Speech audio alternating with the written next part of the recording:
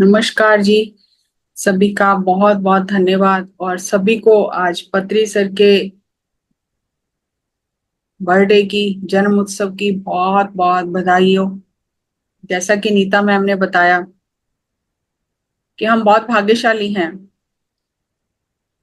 जब आत्मा धरती को छोड़कर उच्च लोकों में जाती है तो जो उन्नत आत्माएं होती हैं वो समय का इंतजार करती हैं।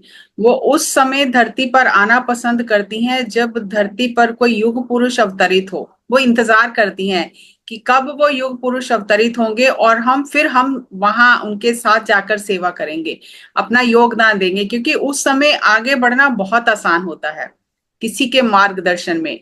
अगर हम अपने आप आते हैं तो भटकने के जो अवसर हैं बहुत ज्यादा होते हैं, मौके बहुत ज्यादा होते हैं, हम चूक जाते हैं, गलतियां करते हैं। लेकिन जब हम किसी सत्य पुरुष के साथ आते हैं और वो हमें साथ लेकर आते हैं तो वो एक जिम्मेदारी होती है, तो वो हमें भटकने देते नहीं है।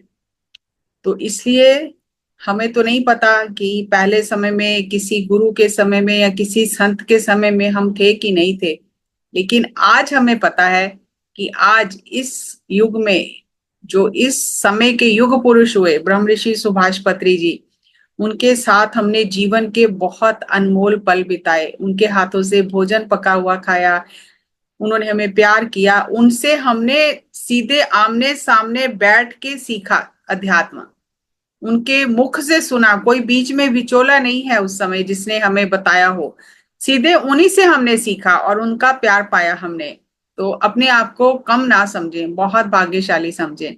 और दूसरा, मुझे भी आज सुबह ही पता तो था पहले, पर ये दोनों चीजें जुड़ जाएंगी और इस तरह से सेशन होगा वो नहीं पता था।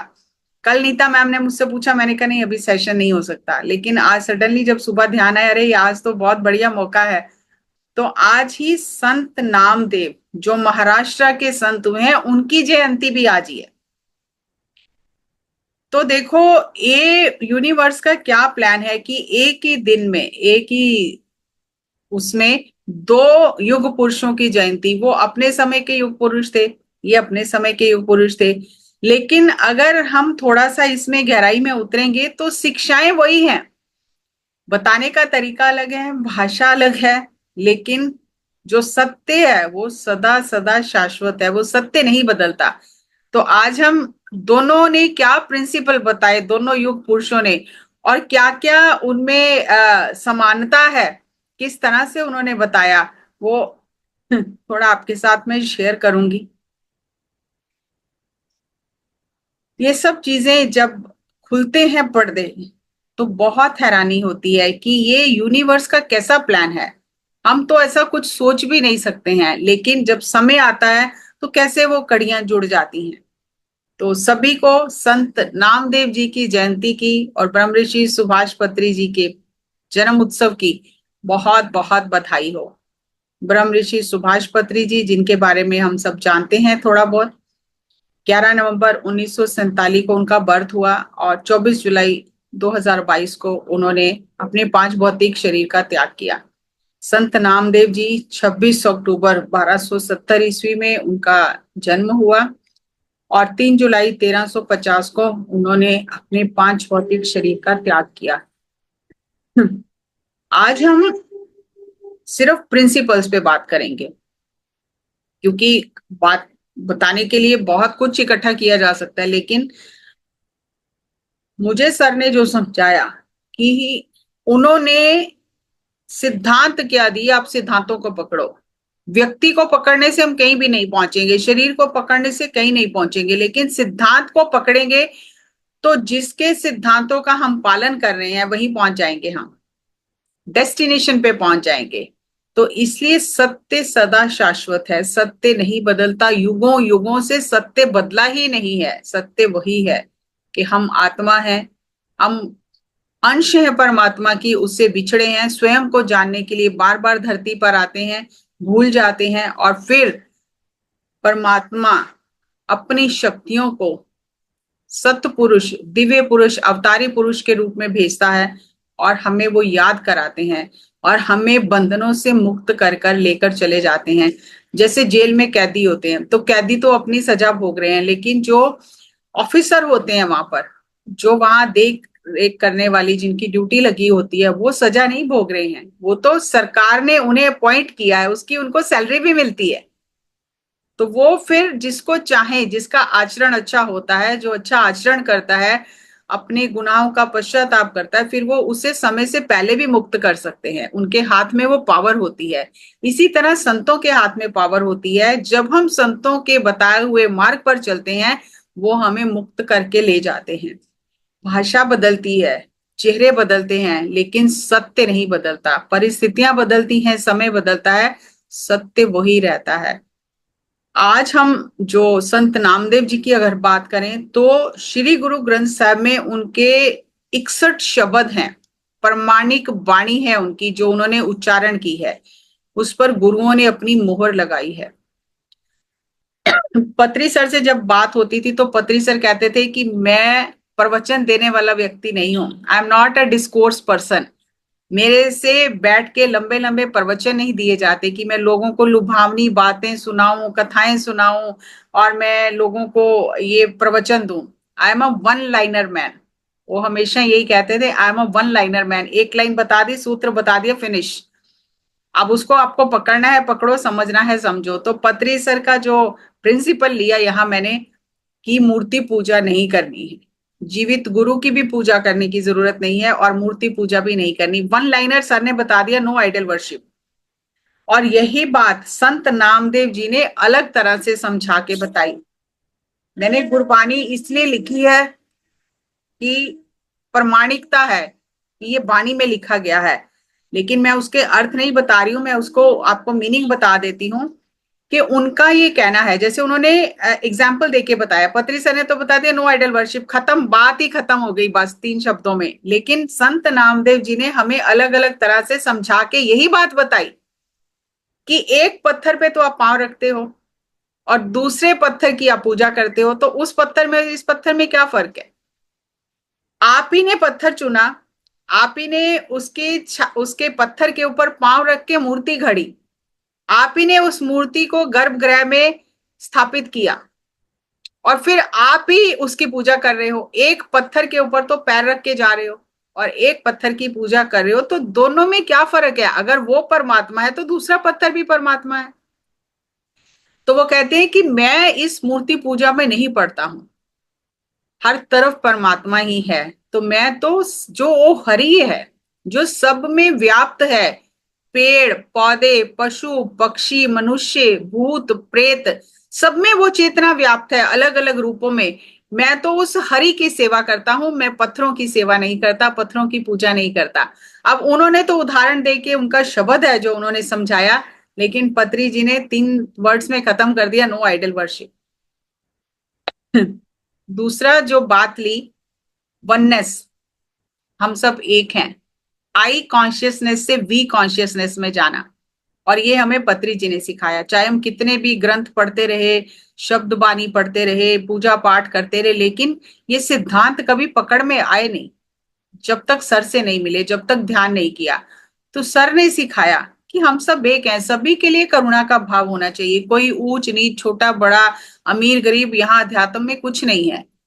आप अपने संकुचित व्यक्तिगत चेतना से निकलकर आप उस ब्रह्मांडीय चेतना से जुड़ जाओ, तो आप देखो आपका जीवन चमत्कारिक हो जाएगा। तो सर ने कहा कि सभी के लिए compassion, compassion for animals, compassion for plant kingdom, compassion for mineral kingdom, compassion for human kingdom. जब हम कंपैशन रखेंगे, तो जो उच्च लोगों के मास्टर हैं वो हमारे प्रति कंपैशन रखेंगे। ये टू वे ट्रैफिक है। आप अगर जीवों पर दया नहीं कर रहे हो, तो आपसे जो उन्नत है वो आप पर दया कैसे करेंगे? तो पत्री सर ने कहा कि अगर आप चाहते हो कि सुखी समृद्धि जीवन हो, तो जीवों पर दया करो, पशु पक्षियों का वध ना करो। आप जीवों पर दया करोगे तो उच्च लोगों के मास्टर आप पर दया करेंगे। सो कंपैशन फॉर ऑल। और इसी बात को संत नामदेव जी ने एक अलग उदाहरण से समझाया। बहुत सारे हैं, लेकिन मैंने बहुत प्रिसाइज किया है उसको, कि एक बार जब वो भोजन पका रहे थे, तो कुत्ता आया और उनकी रोटी लेके उठा के भाग गया। तो वो घी का डिब्बा लेके कुत्ते के पीछे गए कि मेरे ठाकुर मेरे बीठल सूखी रोटी मत खाओ, घी लगा के खाओ।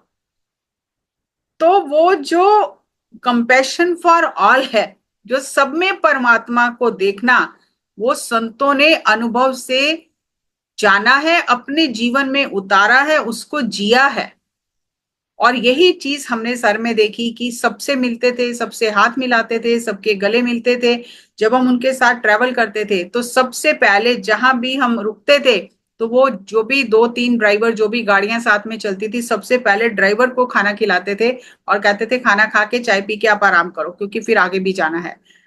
तो हम क्या करते हैं, ड्राइवर हो नौकर हो, उसको एक साइड में रखते हैं, उसके बर्तन अलग रखते हैं कि नहीं ये तो अलग है, हम अलग हैं।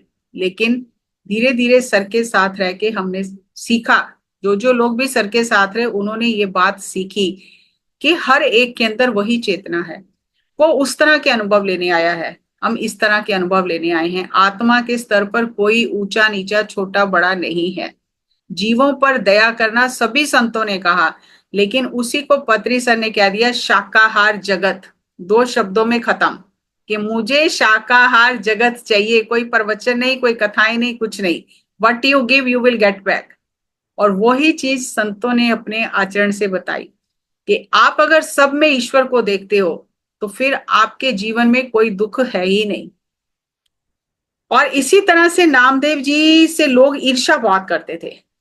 पंडित उस समय क्योंकि जाति पाति ये सब चीजों का, रीति रिवाज का खंडन किया, और ऊंच नीच गरीबी कुछ नहीं है, परमात्मा के घर में हर एक चेतना है और आत्मा है, अनुभव लेने आई है। तो ये बात जो रूढ़िवादी धार्मिक लोग होते थे उन्हें पसंद नहीं आती थी। तो उन्होंने एक बार एक जगह पर एक कुएं में एक प्रेत रहता था, तो जो भी उस कुएं के पास जाता था या पानी भरने जाता था वो प्रेत उसको मार डालता था। तो पंडितों ने ये एक चाल खेली कि रात को हम उस जंगल में जाके कीर्तन करेंगे और नामदेव जी को साथ लेके चलेंगे और इनको कहेंगे रात को कि आप हमें कुएं से जल ला के दो, हमें प्यास लगी। और जब ये जल लेने जाएंगे तो वो प्रेत आएगा तो काम खत्म हो जाएगा इनका। तो नामदेव जी को वो ले गए। अब जो संत होते हैं वो तो ईश्वर का नाम सुन के, ईश्वर की वाणी सुन के मस्त हो जाते हैं। तो रात को उन्होंने कहा हमें प्यास लगी है, पंडितों ने पानी ला के दो। तो जैसे ही वो कुएं की मुंडेर पे गए और उन्होंने वो रस्सी से नीचे डाली जो भी बर्तन था, तो ठप की आवाज आई, तो वो प्रेत प्रकट हो गया। बहुत भारी शरीर, लंबे बाल, इतने बड़े बड़े नाखून और इतना डरावना। तो नामदेव जी देखकर इतने मस्ती में चले गए, कहने लगे वाह मेरे विठल क्या रूप बनाया है, ऐसे रूप की तो मैंने कभी कल्पना भी नहीं की, इतना सुंदर रूप, इतने बड़े बड़े बाल, इतने बड़े बड़े नाखून और इतना विशाल काय शरीर, ऐसे रूप की तो मैं कल्पना भी नहीं कर सकता। तो परमात्मा को उस प्रेत में उनको दर्शन देने पड़े। This is compassion for all. हमें लगता है कि दूसरा सुधर जाए तब कुछ होगा हमारा, लेकिन नहीं। जैसी दृष्टि हमारी होती है वैसी हमारी सृष्टि हो जाती है। तो उन्हें तो भूत प्रेतों में भी परमात्मा दिखाई देता है, जीव जंतु में परमात्मा दिखाई देता है। तो फिर अपने आप ही दयालुता और कंपैशन, करुणा भीतर से प्रफुटित होने लगती है। उन्हें कुछ करना नहीं पड़ता उसके लिए, वो बहती है उनसे। तो यही चीज पत्री सर ने हमें सिखाई कि कोई भेदभाव नहीं है, जाति पाति ऊंच नीच कुछ नहीं है। वो सबके लिए भोजन बनाते थे, प्यार से सबको परोसते थे भोजन, और बाद में भोजन करते थे। ये सभी मास्टर्स ने देखे हैं, ये अपनी आंखों से ही हम इसके साक्षी बने हैं इन सब चीजों के, कि उनकी नजर में कोई ऊंच नीच गरीब अमीर नहीं होता। उनके लिए सब सोना, जैसे सुनार होता है ना, तो उसके लिए सोना सोना होता है, चाहे वो टूटा फूटा हो चाहे जैसा भी हो। उसे पता है सोने की कीमत है, तो सोने को ढाल के अलग कर लिया जाता है, क्योंकि कीमत तो सोने की है। तो उन्हें वो सोना दिखाई देता है, हमें खोट दिखाई देता है। ये दृष्टि का फर्क है। तो उन्हें किसी में कोई छोटा बड़ा नजर ही नहीं आता, उनके लिए सब समान है। और कितनी बार ऐसा सौभाग्य प्राप्त हुआ, हम आज बातें करते हैं, आज वो बातें याद आती हैं तो वैसे रोंगटे खड़े हो जाते हैं। कितनी बार कितने मास्टर्स को सर ने अपनी प्लेट में अपने हाथों से भोजन कराया, और मुझे भी ये सौभाग्य मिला। मैंने कहा नहीं सर आप खा लीजिए, मैं बाद में खाऊंगी। बोले नहीं, खाओ, इसी में खाओ, मैं मिला के दे रहा हूं ना, आप मेरे साथ खाओ।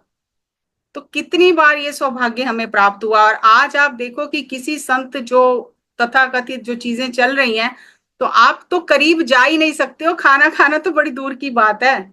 और वो आपको भोजन पका के खिलाएं, परोसे और बाद में खाएं, ये तो असंभव है चीजें। मेरे भी इतना समय हो गया, बहुत संतों को, बहुत सिद्ध पुरुषों को देखा, पर सर जैसा कोई नहीं देखा। और ऐसे ही नामदेव जी जो थे, एक व्यक्ति उनके पास आया, उसको जो पंचायत थी उसने दंड लगाया कि तूने बहुत पाप किया है बड़ा, और तू जाके इतने तीर्थों का स्नान करके आ, नहीं तो ये नगर छोड़ के चला जा।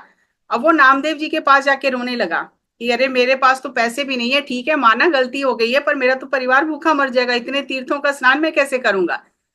तो नामदेव जी ने कहा तू हाथ मुंह धो के आ जा, और उससे कहा कि आंखें बंद कर और तू बोल बीठल, बीठल, क्योंकि वो बीठल भगवान को, कृष्ण का ही रूप है, कृष्ण भगवान का बीठल, तो बीठल को बीठल करते थे। तो उन्होंने कहा कि तू मेरे साथ बोल 3 बार बीठल। बोला तो उन्होंने कहा जा तेरे सारे पाप माफ हो गए। और वो बंदा, व्यक्ति जो था, वो नगर में घूमने लग गया। तो लोगों को बड़ा गुस्सा आया, जो सरपंच थे उन्होंने कहा अरे ये तीर्थ यात्रा भी नहीं गया, ये इसे डर भी नहीं है, ये तो घूम रहे पाप करके। तो उसने कहा कि क्यों, मुझे नामदेव जी ने कह दिया है तेरे सारे पाप माफ हो गए। कैसे माफ हो गए, मैंने 3 बार बीठल का माफ हो गए। उन्होंने कहा ऐसे थोड़ी होता है, ऐसे कैसे माफ हो जाते हैं। तो वो नामदेव जी के पास गए कि ये ऐसे कैसे आप कह सकते हो माफ हो गए। तो नामदेव जी ने कहा आपको भरोसा नहीं है बीठल के नाम पर, मुझे भरोसा है, कह दिया तो माफ हो गए। शुद्ध मन से नाम लिया बीठल का, सब गुनाह माफ हो गए। तो उन्होंने, पंडितों ने कहा कि सामने गरुड़ भगवान की मूर्ति है, हम भोजन बना के रखते हैं, आप गरुड़ भगवान को बुलाओ, वो भोजन खाए तब हम मानेंगे। तो फिर उन्होंने भोजन बनाया और गरुड़ भगवान को नामदेव जी ने याद किया, और गरुड़ भगवान ने आके वो भोजन ग्रहण किया, तब उन्हें भरोसा हुआ। तो जो संत होते हैं वो एक बार परमात्मा का, राम का, अल्लाह का, ईश्वर का नाम लेते हैं, तो एक बार ही काफी होता है। हम तो माला जपते रह जाते हैं तो कुछ भी नहीं होता, लेकिन उन्हें क्योंकि भरोसा है उस नाम पे। ये शरीर परोपकार के लिए मिला है, हम स्वार्थी भी नहीं हैं, हम स्वयं की आत्मा के उद्धार के लिए भी तैयार नहीं हैं, लेकिन संत जो हैं वो परोपकारी हैं, परमार्थ का काम करते हैं। तो एक बार जितने भी ये आप इतने बड़े बड़े अब ये देखते हो, जो मंदिर देखते हो, गुरुद्वारे देखते हो, मस्जिद देखते हो, जो तीर्थ स्थान देखते हो, वो किसी ना किसी संत ने वहां पे साधना की है तो वो बने हैं। तीर्थ संतों से हैं, संत तीर्थों से नहीं है। लेकिन जब वो वहां धरती पर विचरण करते हैं तो वो लोगों को सत्य से जोड़ने के लिए लोक कल्याण का कार्य भी करते हैं। तो एक बार उस समय का जो बादशाह था, उसने नामदेव जी को एक हीरे जड़ित पलंग दिया। तो नामदेव जी ने कहा मुझे ये पलंग नहीं चाहिए, मेरी तो छोटी सी कुटिया, इतना बड़ा पलंग मैं कहाँ रखूंगा। उसने कहा नहीं, मुझे तो देना ही है, आप लेके जाओ, मना कैसे कर सकते हो, मैं तो प्यार से दे रहा हूं। तो वो पलंग, उन्होंने लोग अपने सिपाही भेजे कि नामदेव जी की कुटिया में ये पलंग छोड़ के आओ। तो नामदेव जी के साथ साथ वो चल पड़े।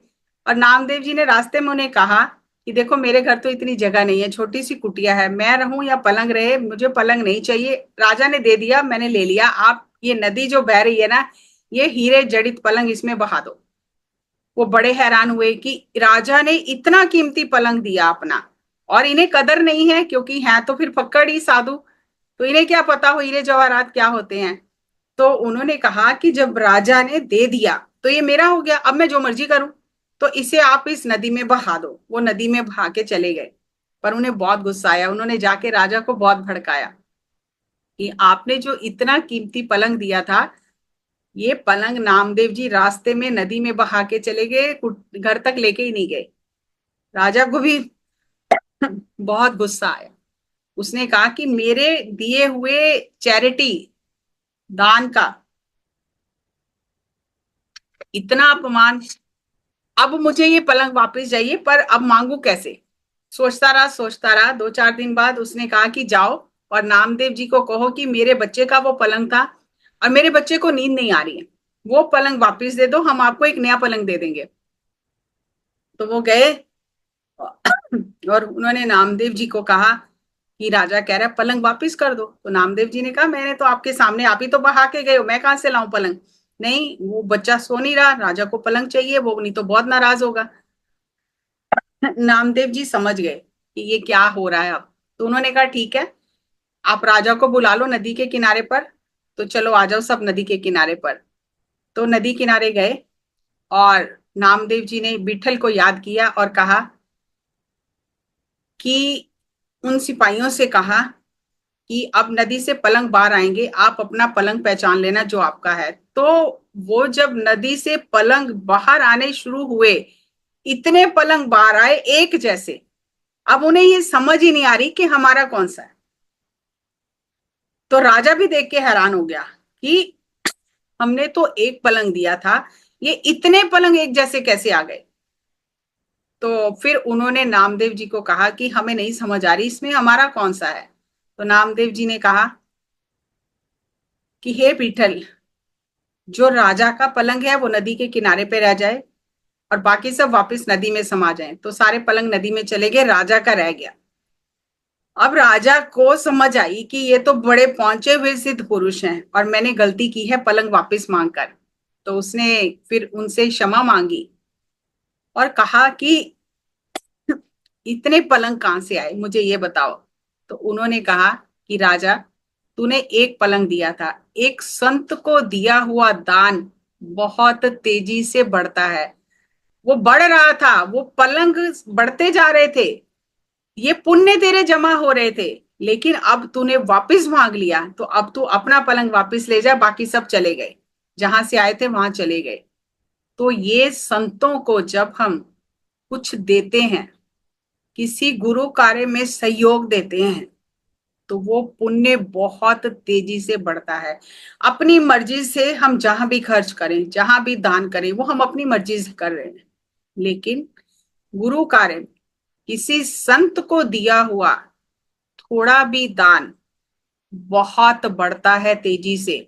जैसे आप एक बीज डालो धरती पर, तो एक बीज नहीं होता, फिर हजारों लाखों बीज आपको मिलते हैं, लाखों फल मिलते हैं।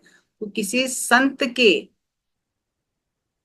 नजर के नीचे किया गया दान, उनको दिया गया दान प्रेम से, बहुत ज्यादा फलीभूत होता है। और इसलिए ये कहा जाता है कि आप, जो भी आपके श्रद्धा है, जो भी आपका भाव है, आपको वो उस कार्य में सहयोग करना चाहिए। क्योंकि ये शरीर परोपकार के लिए, उनका अपना कोई स्वार्थ नहीं है। वो जो भी करवाते हैं लोक कल्याण के लिए करवाते हैं, लेकिन उस लोक कल्याण में हमारा कल्याण हो जाता है। अब ये बात मैंने पत्री मैडम से सुनी कि जब पत्री सर ने रिजाइन कर दिया, तो उनको अपने ऑफिस से कुछ पैसे मिले, 2 लाख रुपए के करीब। उस समय उन्होंने करनूल का पिरामिड भी बनाना शुरू कर दिया था। तो पत्री सर ने वो 2 लाख रुपए जो थे, उसमें से कुछ पैसे जो रुपए थे उसके बुक्स छपवा लिए, पैम्फलेट छपवा लिए, और बाकी पैसा उन्होंने पिरामिड में डाल दिया और थोड़े से मैडम को दे दिए खर्चा चलाने के लिए। सर ने अपना सब कुछ लगाकर इस पीएसएसएम की नींव रखी है।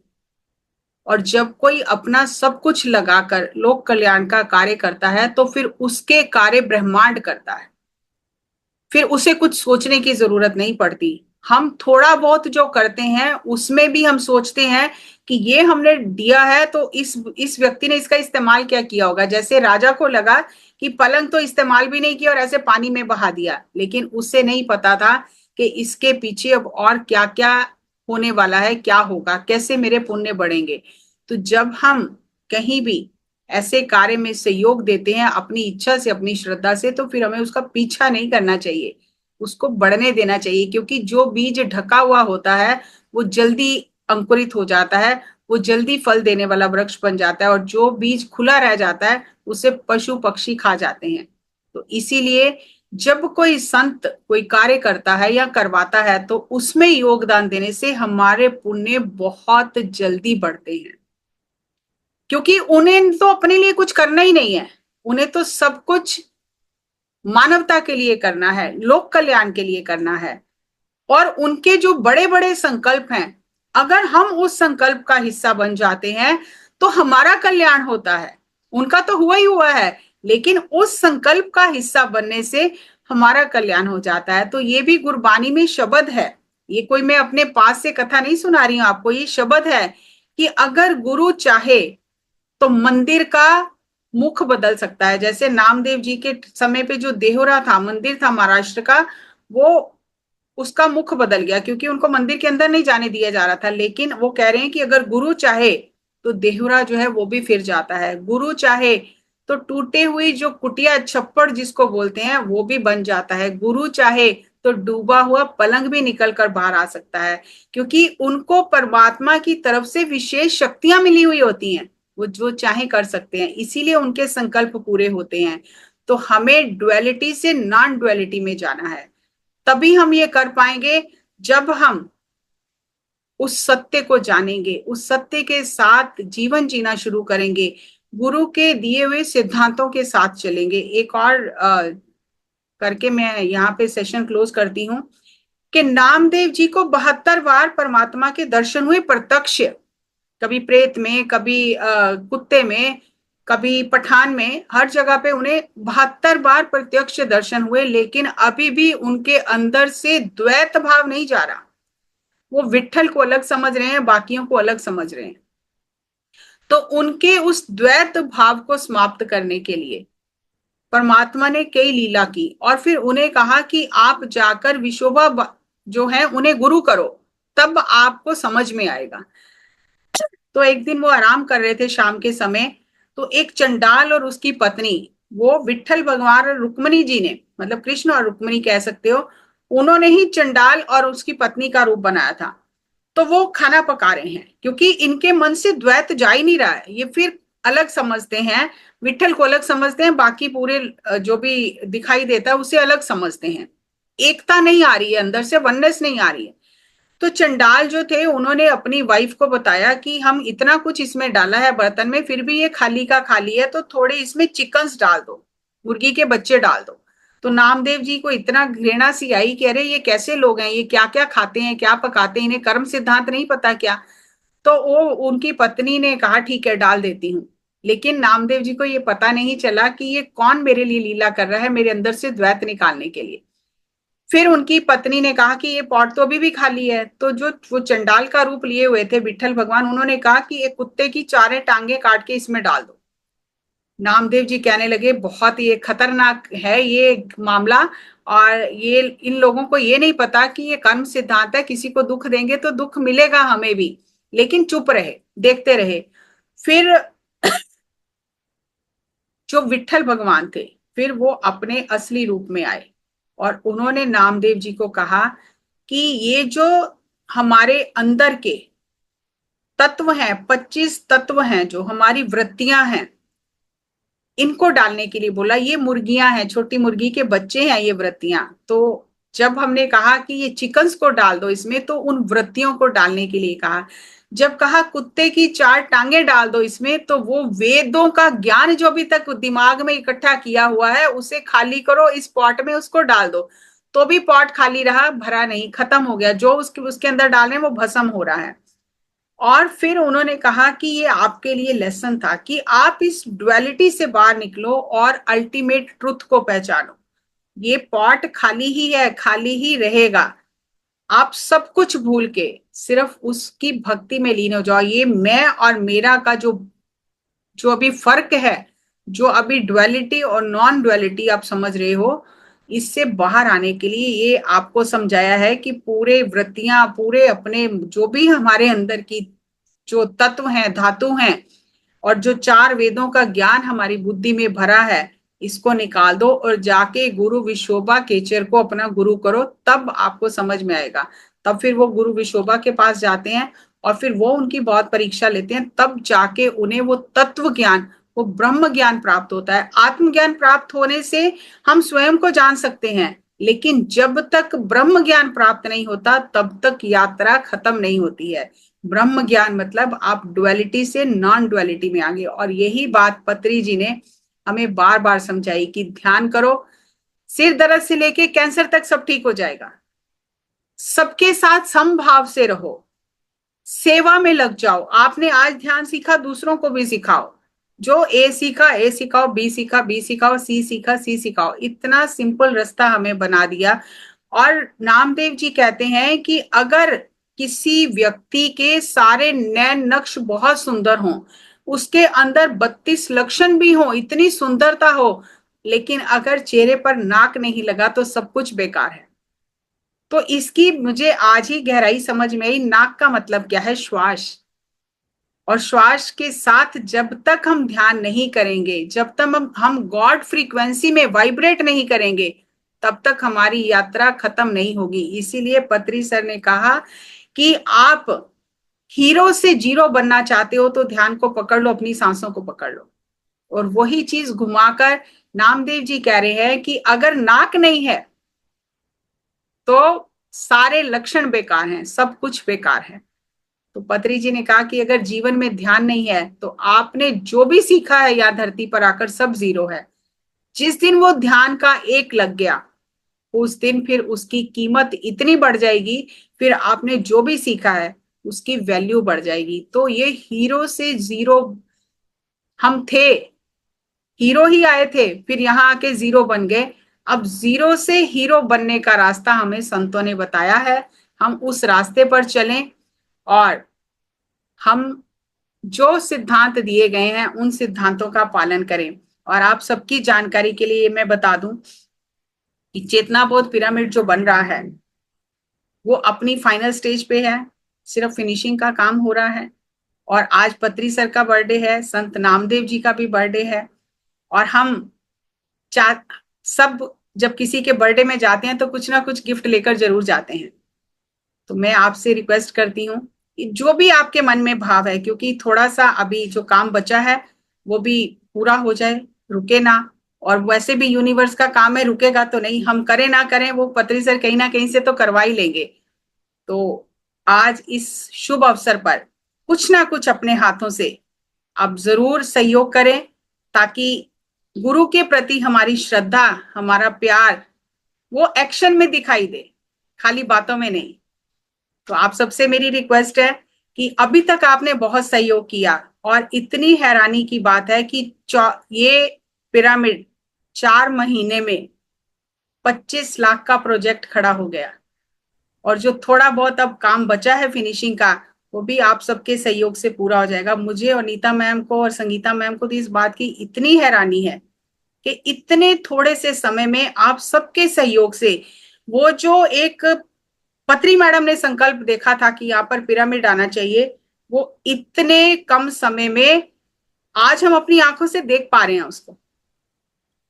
तो नीता मैम आपके साथ पिक्चर शेयर कर देंगी, बस थोड़ा बहुत फिनिशिंग का काम बचा है। और आज इस शुभ अवसर पर दो दो युग पुरुष की जयंती है, बर्थडे है। तो हम थोड़ा सा हाथ आगे बढ़ाएं। और कुदरत की बात ऐसी है कि ऑलरेडी मैंने ये सब नामदेव जी का लिखा हुआ था कि जब जयंती आएगी तो मैं शेयर करूंगी, लेकिन सर का बर्थडे भी सेम डे आ गया और वो चैरिटी और डोनेशन की कथा भी आ गई साथ में। तो मुझे बहुत हैरानी हुई कि शायद ये यूनिवर्स का प्लान ही होता है, हम कुछ सोचते नहीं है, ब्रह्मांड ने जो कराना होता है करा लेता है। तो सभी का बहुत बहुत धन्यवाद, शुक्रिया कि आप सबके सहयोग से। और बहुत जल्दी आप हरिहर ध्यान महोत्सव जो 26, 27, 28 फरवरी को होने वाला है, आप अपने उस संकल्प को अपनी आंखों से देख सकोगे। So thank you thank you thank you. Thank you Jassi ma'am, thank you. उनकी टीचिंग्स को आप इतना स्प्रेड कर रही हैं, बाकी आपको सैल्यूट है। मेरे ख्याल से आप पृथ्वी पर आई ही सिर्फ इसलिए हैं कि पत्री सर की टीचिंग्स को हिंदी और पंजाबी में बिल्कुल फैलाएं। और कितने आश्चर्य की बात है कि वाकई जैसे 4 महीने के अंदर वो पिरामिड कंप्लीट हो रहा है और बहुत ही सुंदर बन रहा है। अब फिनिशिंग का काम चलने वाला है, टाइल्स लगने वाली हैं और इलेक्ट्रिसिटी का पूरा बोर्ड वोर्ड लग रहा है। तो मुझे भी जब जैसी मैम बताती हैं कि ये काम हो रहा है तो ऐसा लगता है जैसे मेरा मंदिर बन रहा है। वो मंदिर जहाँ पे मैं जाके साधना करूंगी आप सब लोग के साथ, वहां बैठ के हम महाशिवरात्रि का ध्यान महोत्सव मनाएंगे। तो वाकई जैसी मैम ने जैसे कहा कि आप सब लोगों के कंट्रीब्यूशन से ही ये हुआ है। तो बहुत बहुत आभार कि आपने इतना सहयोग दिया। बस थोड़ा सा सहयोग की और उम्मीद है।